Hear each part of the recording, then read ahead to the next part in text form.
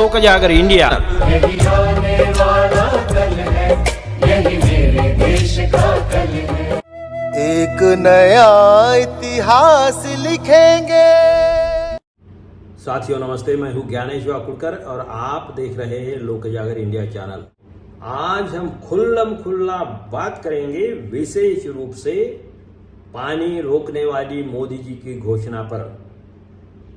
पाकिस्तान को आप पानी रोकने वाली मोदी जी ने नौटंकीबाज घोषणा की, उस पर खुल्ला बात करें। तो आइए साथियों, पाकिस्तान और भारत के रिलेशंस तो बहुत जमाने से खराब चल रहे हैं। अभी भी 22 तारीख को मिलिटेंट्स ने हमला किया है, 2.5 डजन से ज़्यादा लोग मारे गए हैं, सैलानी मारे गए हैं और हमारे प्रधानमंत्री ने कुछ नहीं, उधर जाने को समय नहीं मिला उनको।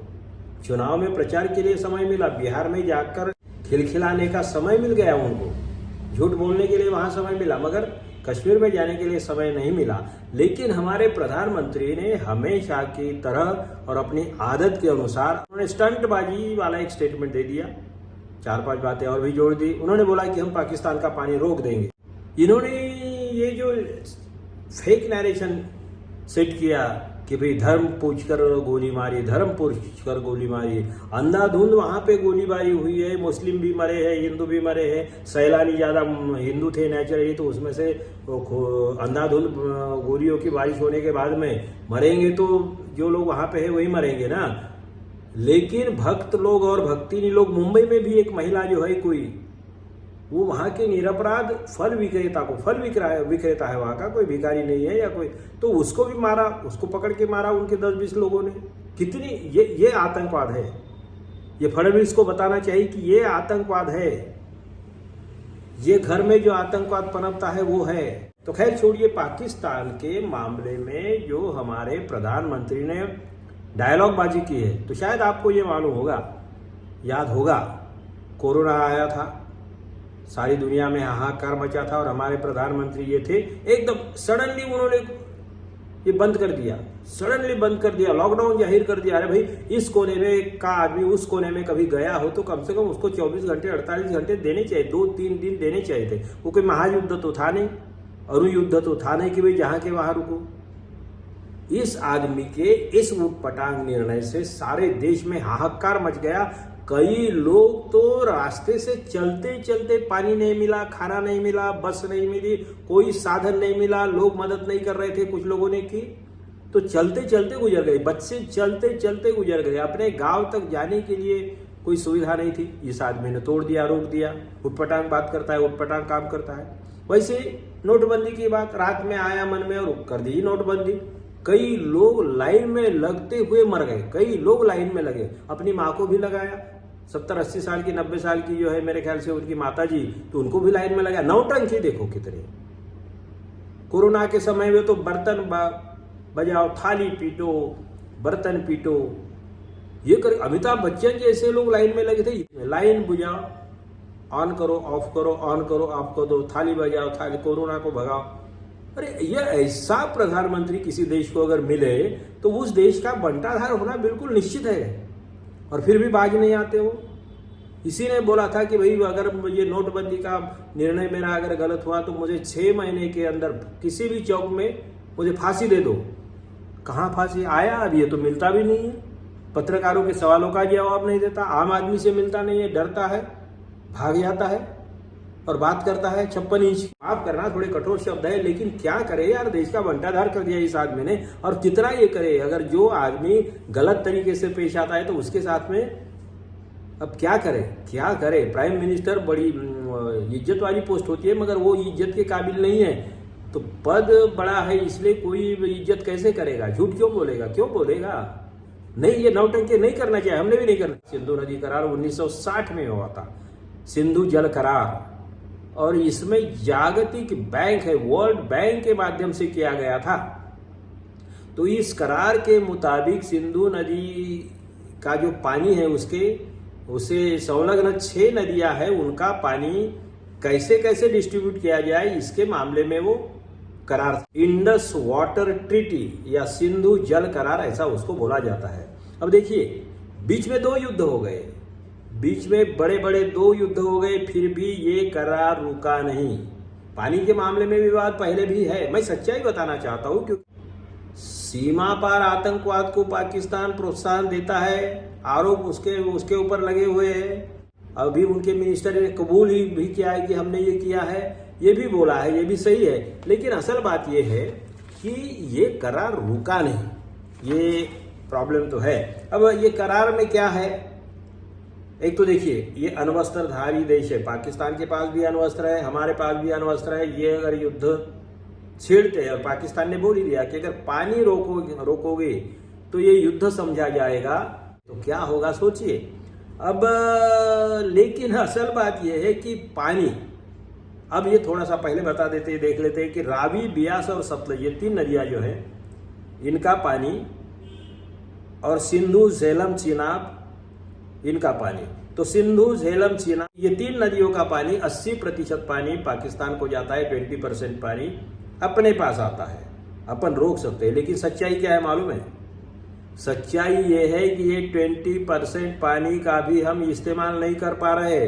हमारे पास कोई सुविधा नहीं है, जो भी थोड़ा बहुत उसका इस्तेमाल करते हैं। असल में टोटल कैपेसिटी में 20% पानी भी हमने रोका नहीं है, या हमने उसका इस्तेमाल नहीं किया। हमारे पास कोई साधन ही नहीं है यार, सुविधाएं नहीं है। उसके लिए धरण चाहिए, पानी डाइवर्ट करने के लिए कैनाल चाहिए। फिर ये कहाँ से रोकेंगे? क्या बॉटल में लाके भरेंगे पानी? नहाने के लिए लाएंगे? ये विश्वगुरु वहां जाके नहाएंगे, या सारे संघी उस नदिया में जाके नहाएंगे, पानी में डुबकी मारेंगे? क्या करेंगे ये, क्या करेंगे? लेकिन बात करने के लिए क्या, पानी रोक दिया है, पानी रोक दिया है। और भैया ये जल विद्युत प्रकल्प जो है, उसमें से कुछ है अदानी के है। अगर मोदी अगर ये गरीबों का पानी रोकने की बात करते भी है, समझ लीजिए पानी रोकने की बात करते हैं, तो 80% खेती को नुकसान होगा, खेती को नुकसान होगा। देखिए, इंसानियत को नुकसान होगा, गरीबों को नुकसान होगा, हैवानियत के रास्ते में हम जाएंगे फिर से। और ये आदमी को समझता नहीं है कि इंटरनेशनल जो कानून है, कायदे है, इतने सारे देश है, ये चुपचाप नहीं बैठेंगे। अब ये बात है कि जल विद्युत प्रकल्प जो है इनके अदानी का, तो रोक देना चाहिए अगर है तो। सप्लाई बंद करे, गरीबों को क्यों परेशान कर रहे हो? बिजली काट दो, व्यापारियों के, बड़े इंडस्ट्रियलिस्ट उनको काट दो, इसका बंटाधार। मगर वो नहीं करेंगे अगर है तो। अभी तो कई प्रकल्प अधूरे ही है, कोई अभी यानी ठोस कुछ बातें है नहीं, मिलती नहीं है। लेकिन जल विद्युत प्रकल्प के लिए भी पानी स्टोर करने की जरूरत नहीं होती, जितना है सफिशियंट है। ये ऐसा नहीं होता है कि पानी स्टोर करके रखो और फिर बिजली बनाओ, ऐसा भी नहीं होता है। जितना है वो उतना सफिशियंट, इतने बड़े बड़े इसके लिए ये कोई है नहीं। तो मतलब इनका एक ढकोसलेबाजी है, टोटल ढकोसलेबाजी है।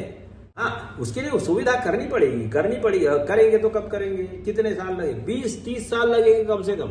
इतने सारे धरण बनाने के लिए, बांध बनाने के लिए, कैनाल बनाने के लिए, पानी को डाइवर्ट करने के लिए कम से कम 20 से 30 साल लगेंगे। लेकिन ये नहीं मानेंगे, इन्होंने स्टंटबाजी कर दी, इन्होंने घोषणा कर दी, और जो भक्त है बंदर की तरफ उछलने लगे। हाँ, ये जल बॉम्ब है, इसको जल बॉम्ब भी बोला जाता है। ये हो सकता है इसमें कि जो पानी है रोक दे, जितना भी हो रोक सके रोक दे, क्योंकि भारत ऊपरी हिस्से में आता है, ऊपरी इलाके में आता है, और पाकिस्तान हिमालय के और निचले हिस्से में आता है। तो पानी ज्यादा से ज्यादा रोक दे, जितना भी रोक सकते हैं उतना रोक दे, और एक साथ फिर बिना सूचना किए हुए पानी छोड़ दे धरण का, नदियों का। तो फिर जल प्रलय वहां पे आ सकता है, कई लोग बह जाएंगे। लेकिन इसमें भी एक तकलीफ है, क्योंकि धरण वाली जो बातें हैं तो ये एकदम पाकिस्तान की सीमा पर नहीं है, बहुत अंदर तक है। भारत का अंदर का इलाका बहुत सारा अंदर धरण है, तो इसलिए भारत का भी बहुत सारा इलाका उससे प्रभावित हो जाएगा। तो ये भी कोई पर्याय नहीं है भारत के पास में। मोदी के पास में तो क्या है, उटपटांग कुछ भी बोल देते हैं, उनको क्या लगता है। अविमुक्तेश्वरानंद सरस्वती नाम के जो स्वामी है, शंकराचार्य है, उन्होंने बोल दिया है कि मोदी सरकार के पास सिंधु नदी का पानी रोकने की कोई व्यवस्था ही नहीं है।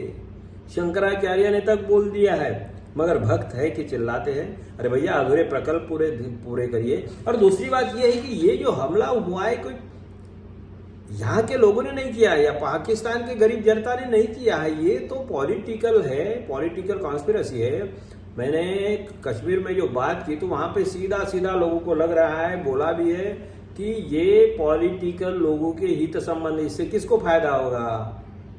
राजनीति के लिए किसका फायदा होगा, पॉलिटिकल जर कौन क्रिएट कर पाएगा।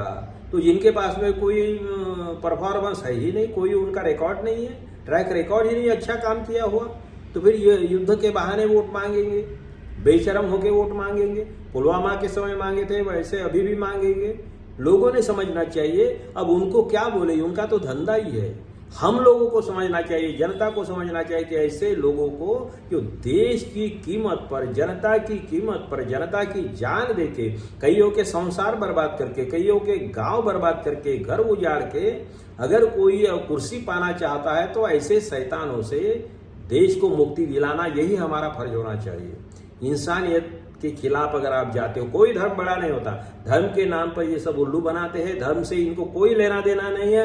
मैं चैलेंज के साथ बोलता हूँ, मोदी को पूछिए, गडकरी को पूछिए, भागवत को पूछिए, शाह को पूछिए, योगी को पूछिए, किसी भी पंडित को पूछिए इनके कि हिंदू धर्म की व्याख्या क्या है, बता दे, मुझे बता दे। मैंने जो किताब लिखी है समतावादी हिंदू धर्म आणि नवा भारत, इस किताब में मैंने लिखने के पहले मैंने फेसबुक में पोस्ट डाली थी, खुला आह्वान किया था कि मुझे संघ और बीजेपी की हिंदुत्व वाली व्याख्या चाहिए, जानना है।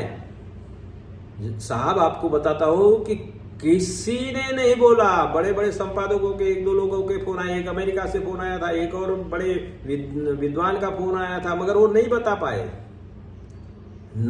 पाए। इनको हिंदुत्व से कोई लेना देना है, हिंदुत्व का कोई नॉलेज नहीं, इनको सिर्फ नफरत फैलाना है। ये नफरती चिंटू है, ये नफरत के कीड़े हैं, ये नफरत की बीमारी है, ये विकृति पे चलने वाली पार्टी है। भाषा कठोर है, मगर हमारी इंसानियत ही अगर खतरे में है तो हम चुप कितने दिन रहेंगे, क्यों रहेंगे। लोक जागर इंडिया चैनल चुप नहीं बैठेगा, हम बोलेंगे, बात करेंगे, चाहे जो कर सकते हैं। ये आप देखते रहिए लोक जागर इंडिया चैनल, लाइक करिए, शेयर करिए, सब्सक्राइब करिए, और ये पानी वानी रोकने वाले ढकोसलेबाजी में मत जाइए। धन्यवाद। आने वाला कल है, यही मेरे देश का कल है। एक नया